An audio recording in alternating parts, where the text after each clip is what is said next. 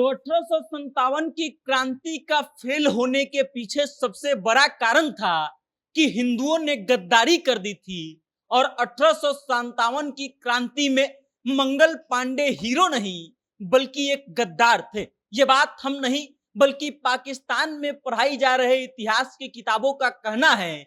और अब तक आप कई बार ये सोच चुके होंगे कि भारत में जब आजादी की लड़ाई के बारे में बताया जाता है तो बताया जाता है कि महात्मा गांधी और कांग्रेस के तमाम बड़े बड़े नेताओं ने कितने बलिदान दिए हैं और कितना योगदान दिया है। तो फिर पाकिस्तान की आजादी की कहानी में कैसे पढ़ाया जाता होगा और क्या बताया जाता होगा, तो आज हम आपको बताएंगे कि आखिर पाकिस्तान की किताबों में बच्चों को स्कूल में इतिहास के बारे में क्या पढ़ाया जाता है और आजादी की लड़ाई जो साझी विरासत के लिए लड़ी गई थी उसको पाकिस्तान कैसे दिखाता है। लेकिन उससे पहले आप हमारा परिचय जान लीजिए। नमस्कार, मेरा नाम वेद प्रकाश है। आप जनता जंक्शन देखना शुरू कर चुके हैं और कैमरे के पीछे है पप्पू सिंह।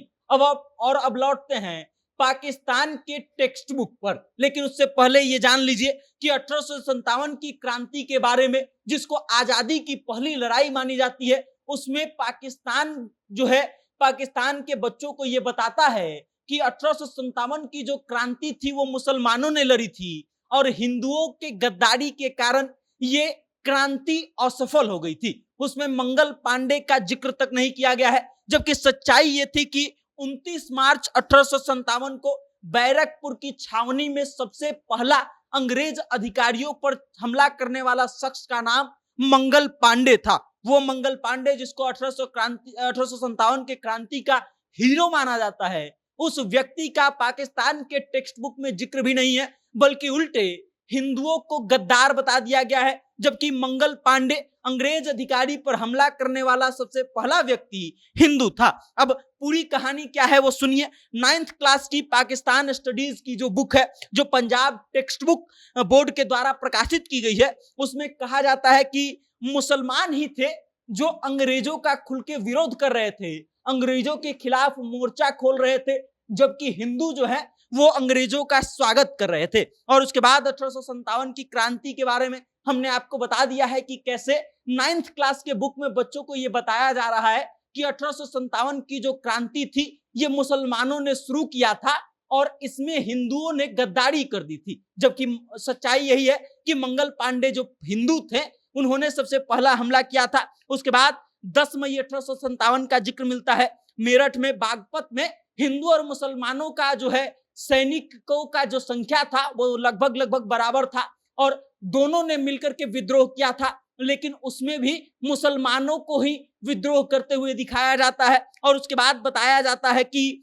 मुसलमान ही थे जो 1857 की क्रांति में हिस्सा लेते हैं। जबकि सच्चाई यह है कि उस मेरठ में जो हिंदू मुस्लिम सिपाहियों ने विद्रोह किया था उसमें हिंदू और मुसलमान सिपाहियों की संख्या बराबर थी और दोनों ने मिलकर के ये नारा दिया था कि मारो फिरंगी को। मतलब हिंदू और मुसलमान दोनों मिलकर के ये नारा दे रहे थे कि मारो फिरंगी को, अंग्रेजों को भगाने का नारा दे रहे थे। लेकिन पाकिस्तान के टेक्स्ट बुक में जो पढ़ाया जा रहा है उसमें बताया जा रहा है कि मुसलमान लीडर जो है उनके कारण ये 1857 की क्रांति हुई और असफल होने का कारण था कि हिंदुओं ने गद्दारी कर दी थी। अब इसमें क्यों मुसलमानों का एंगल आ रहा है इस बात को समझिए। इस कारण यह है कि हिंदू और मुसलमान सिपाहियों ने मिलकर के जिस व्यक्ति को अपना नेता चुना था उस व्यक्ति का नाम था बहादुर शाह जफर। वही बहादुर शाह जफर जो वक्त वक्त पर ये ऐलान करते थे कि हिंदू मुस्लिम अगर एक रहेंगे तो ही भारत को अंग्रेजों से मुक्ति दिलाई जा सकती है। लेकिन पाकिस्तान का जो टेक्स्ट बुक है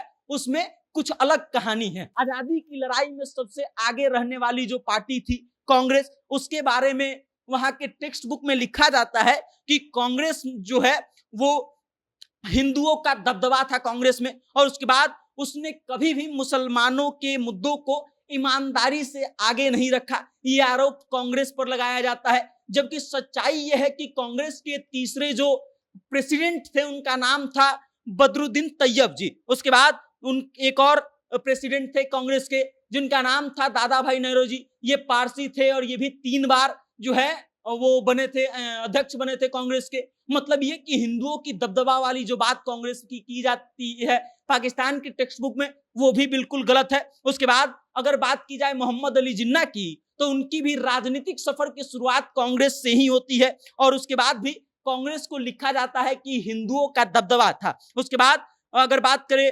1916 का लखनऊ पैक्ट का, जब बाल गंगाधर तिलक कांग्रेस के अध्यक्ष हुआ करते थे और मोहम्मद अली जिन्ना मुस्लिम लीग के अध्यक्ष हुआ करते थे, तब दोनों के बीच में लखनऊ पैक्ट साइन किया जाता है, जहां पर कांग्रेस जो है वो मुसलमानों के लिए अलग इलेक्टोरल की मांग को स्वीकार कर लेता है। अब आप समझिए कि कांग्रेस पर आरोप लगाया जा रहा है पाकिस्तान के द्वारा उनके टेक्स्ट बुक में कि कांग्रेस जो है मुसलमानों की बातों को कभी भी ईमानदारी से नहीं रखते थे, उनकी बात नहीं करते थे, लेकिन कांग्रेस ही थी जो मुसलमानों के लिए अलग निर्वाचन क्षेत्र के मांग को मान गई थी। लखनऊ पैक्ट में बाल गंगाधर तिलक और मोहम्मद अली जिन्ना के बीच में जो है लखनऊ में ये समझौता हुआ था। उसके बाद वक्त आता है 1937 का।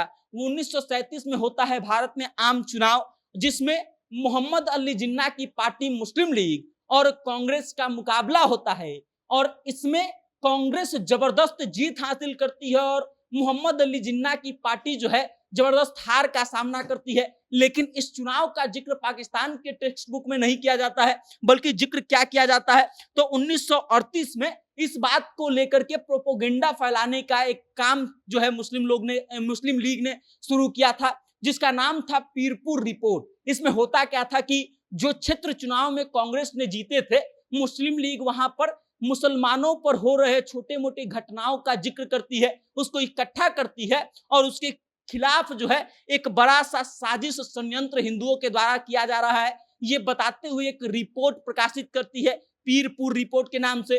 और उसके बाद उसमें ये अफवाहों के दम पर जो रिपोर्ट प्रकाशित की गई थी, उसमें ये इल्जाम लगाया जाता है कि कांग्रेस का जो राज्य है जहां जहां पर, वहां पर मुसलमानों को नौकरी नहीं दी जा रही है और उसके अलावे उर्दू जो मुसलमानों की भाषा है उसको हटा करके हिंदी बोलने पर मजबूर किया जा रहा है। स्कूलों में बच्चों को वंदे मातरम गाने पर मजबूर किया जा रहा है और उसके बाद आजान और गाय की कुर्बानी पर बैन लगा दिया गया है। ऐसी तमाम चीजों का अफवाह जो है वो मुस्लिम लीग के द्वारा फैलाया जाता है, जो एक बड़ा रूप लेती है और मुसलमानों को लगने लगता है कि सच में हिंदू जो है वो मुसलमानों के साथ जो है वो अन्याय कर रहे हैं। लेकिन सच्चाई ये है कि अंग्रेज जो है इस बात से इनकार कर देते हैं कि ऐसा वास्तव में हो रहा है। वो लोग कहते हैं कि छोटी मोटी घटनाएं ऐसे कहीं कहीं पे दिखाई दे रही है, लेकिन ऐसा कहीं भी साक्ष्य नहीं मिलता है कि सरकार जानबूझ करके ऐसा बड़े स्तर पर करवा रही हो। उसके अलावे अगर बात करें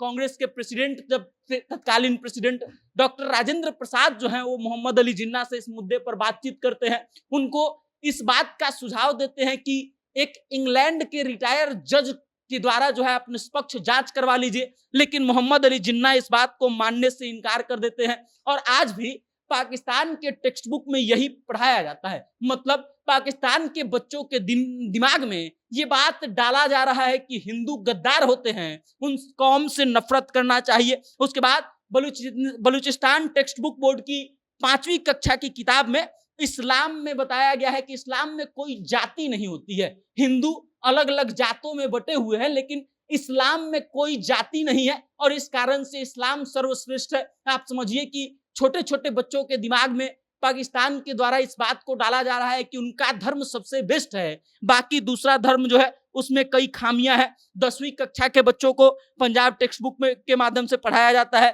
कि इस्लाम को हिंदुओं से खतरा है, इस्लाम में जो हिंदू है वो इस्लाम को निगल जाने का काम करेंगे और इस कारण से एक जहर घोलने का काम जो है बच्चों के दिमाग में डाला जाता है। 10वीं कक्षा के बुक में ही मोहम्मद बिन कासिम को पहला पाकिस्तानी बताया जाता है और उसके बाद औरंगजेब को भारत नहीं, हिंदुस्तान नहीं बल्कि पाकिस्तान का शासक कहा जाता है। जिन्ना जो है उनको मुस्लिम लीडर के नाम से संबोधित किया जाता है, जबकि गांधी जी को हिंदू लीडर के नाम से संबोधित किया जाता है कि गांधी जी हिंदुओं के नेता थे, मुसलमानों की बात वो नहीं करते थे। जबकि भारत में उलट इसके लोग गांधी जी पर क्या क्या आरोप लगाते हैं। उसके बाद अगर बात की जाए तो माउंट बेटन को सबसे बड़ा विलेन जो है पाकिस्तान के टेक्स्ट बुक में दिखाया जाता है। बताया जाता है कि माउंट बेटन का नेहरू से बहुत अच्छी दोस्ती हुआ करती थी और इस कारण से नेहरू के साथ मिलकर के माउंटबेटन ने पाकिस्तान के साथ धोखा कर दिया है। और ये धोखा कैसे हुआ है? तो पाकिस्तान जिस व्यक्ति को दूसरा सबसे बड़ा विलेन मानता है उसका नाम है रेडक्लिफ। वो रेडक्लिफ जो एक अंग्रेजी वकील हुआ करते थे, जो कभी भारत नहीं आए थे और जिनके सर पे ये जिम्मेदारी दी गई थी कि भारत पाकिस्तान के सीमा को वो तय करेंगे। जो व्यक्ति भारत कभी आया नहीं उसको इस बात की जिम्मेदारी सौंपने का कारण सिर्फ एक था कि किसी भी व्यक्ति पर यह आरोप न लगे कि कोई पक्षपात करके किसी भी पार्ट को दूसरे हिस्से में दे दिया है। भारत पाकिस्तान का विभाजन जो है रेडक्लिफ करते हैं और अंत में इस बात का आरोप लगाया जाता है कि माउंटबेटन जो है रेडक्लिफ पर दबाव बनाते हैं और फिर नक्शा इधर उधर करवा देते हैं, अंत मोमेंट पर नक्शा बदलवा देते हैं। आरोप ये लगता है कि पंजाब का एक इलाका है गुरदासपुर, जो मुस्लिम बहुल इलाका था, उसको हिंदुओं को दे दिया गया। अब सच्चाई क्या है ये जान लीजिए। पंजाब का इलाका गुरदासपुर एकदम ठीक है, मुस्लिम बहुल था ये भी ठीक है, लेकिन उसके साथ ही जो बात नहीं बताया जाता है वो ये है कि बंगाल का चिटगांव हिल का एक दूसरा इलाका था जिसकी 97% आबादी जो है हिंदू या फिर बौद्ध धर्म की थी। मतलब हिंदू और बौद्ध धर्म का बहुल क्षेत्र जो है वो बदले में पाकिस्तान में भी चला गया था। ये बात नहीं बताया जाता है। पाकिस्तान के टेक्स्ट बुक में जो बातें बताई जाती है वो कहा जाता है कि मुसलमानों के साथ कत्लेआम हुआ, मुसलमानों के साथ जाति की गई और सिख और हिंदुओं को इस बात का सबसे बड़ा दुश्मन माना जाता है कि हिंदू और सिखों ने मिलकर के ये कत्लेआम मचाया था। जबकि इसकी शुरुआत जो है वो 1946 में होती है कलकत्ता में। मुस्लिम लीग के कारण जो है कई मुसलमान जो है हजारों हिंदुओं का कत्लेआम कर देते हैं और उसके बाद फिर हिंसा की आग भड़कती है और हिंदू भी उठ करके मुसलमानों के साथ कत्लेआम करते हैं। फिर ये आग पहुंचती है नोआखाली, जहां पर मुस्लिम फिर हिंदुओं के साथ ऐसा कत्लेआम मचाते हैं। बिहार तक फिर यह आग पहुंचती है और बिहार के हिंदू जो है वो मुसलमानों के साथ कत्लेआम करते हैं। फिर ये आग बढ़ते बढ़ते पहुंच जाती है पश्चिमी पाकिस्तान तक, जहां पर हिंदू और सिखों के साथ अत्याचार होता है। फिर ये पूर्वी पाकिस्तान में भी होता है जहां मुस्लिमों को भगाया जाता है। आलम ये था कि ये जो आग थी ये मुस्लिम लीग के द्वारा भड़काई गई थी, जिसमें लाखों की संख्या में हिंदू और सिख मारे गए हैं। लेकिन पाकिस्तान के टेक्स्ट बुक में बताया जाता है कि मुसलमानों के साथ हरदम अत्याचार हुआ है और अत्याचार करने वाले लोग जो हैं वो हिंदू और सिख हुआ करते थे। अब आप समझिए कि इसकी कारण क्या है। किसी भी देश को अपने इतिहास को बनाने के लिए अपने आप को साफ सुथरा रखना पड़ता है और इसी कारण से पाकिस्तान जो है अपने आप को साफ सुथरा रखने के चक्कर में भारत को और हिंदुओं को और सिखों को बुरा भला कहता आया है। उसके अलावा पाकिस्तान के टेक्स्ट बुक में आजादी के जो महानायक माने जाते हैं, जिसको पाकिस्तान कहता है कि मुसलमान आजादी की लड़ाई लड़े थे, हिंदू नहीं लड़े थे, उन लोगों के बारे में भी जिक्र नहीं करता है।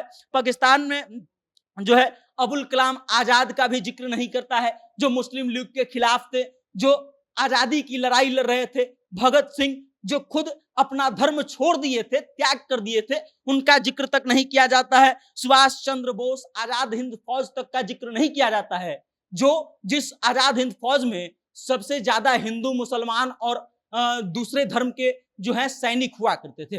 किसी का जिक्र जो है पाकिस्तान के टेक्स्ट बुक में नहीं किया जाता है और पाकिस्तान के टेक्स्ट बुक में परोसी जाने वाली बातें जो है वो वहां के बच्चों के मन में जहर घोलने का काम करती है। बाकी अब आप इस वीडियो को लेकर के क्या सोचते हैं? पाकिस्तान के द्वारा पढ़ाया जा रहा है ये प्रायोजित इतिहास के बारे में क्या सोचते हैं? अपनी राय कमेंट करके हम तक भेजिएगा और देखते रहिएगा जनता जंक्शन। बहुत बहुत धन्यवाद।